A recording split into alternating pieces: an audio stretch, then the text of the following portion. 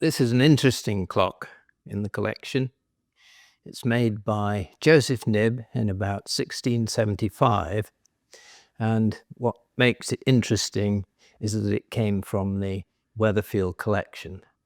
And David Arthur Wetherfield built up this collection in the 1920s, and at the time it was the greatest collection of English clocks which had ever been collected together.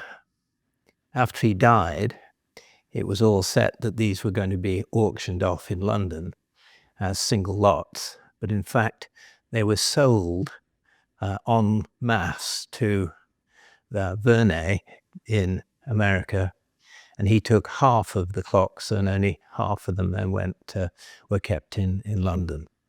So this actually went to America and returned 70 or so years later.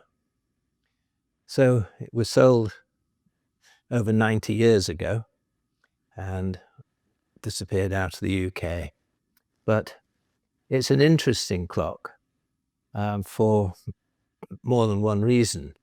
First of all, the movement is a month-going movement, and although month-going clocks in themselves are not particularly rare, I would say that they formed less than 10% of Joseph Knibb's production.